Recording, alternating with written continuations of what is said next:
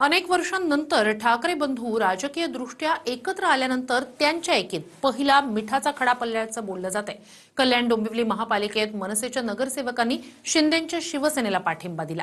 या पाठिंब्याचं कारण देताना मनसेच्या राजू पाटील यांनी अजब-गजब युक्तिवाद केला। पाहूया हा रिपोर्ट। प्रचारात ज्यांच्या विरोधात रान उठवून घोटाळ्यांचे आरोप केले त्यांच्या सोबतच सत्ता थाटण्याच्या महाराष्ट्रातल्या राजकीय ट्रेंडमध्ये आता मनसेही सामील झाली आहे। कल्याण डोंबिवली महापालिका प्रचारावेळी मनसेनं भाजपसहित शिंदेंच्या सेनेवर गंभीर आरोप केले होते। आता निकालानंतर मनसेनंच शहराच्या विकासाचं कारण देत शिंदेंना पाठिंबा जाहीर केलाय।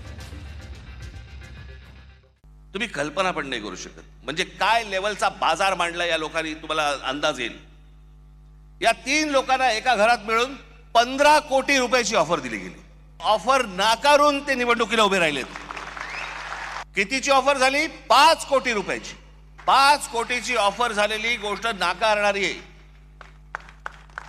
हे महाराष्ट्राचं स्वाभिमानी रक्त। तुम्हाला आणि माझ्या केडीएमसीच्या जनतेलाही मला प्रश्न विचारायचे आहे की 5 लोकांमध्ये आम्ही जनतेला न्याय देऊ शकलो असतो का बाहेर राहून? त्यामुळे सत्तेत राहून आम्ही आमचा अंकुश ठेवणारच ना। भले काय आम्ही काय त्यांचं सरकार वगैरे किंवा ते पाडू शकत नाही, परंतु आमचे जे मुद्दे आहेत ते आम्ही घेऊन एक कॉमन मिनिमम प्रोग्राम घेऊनच जाणार आहोत आम्ही।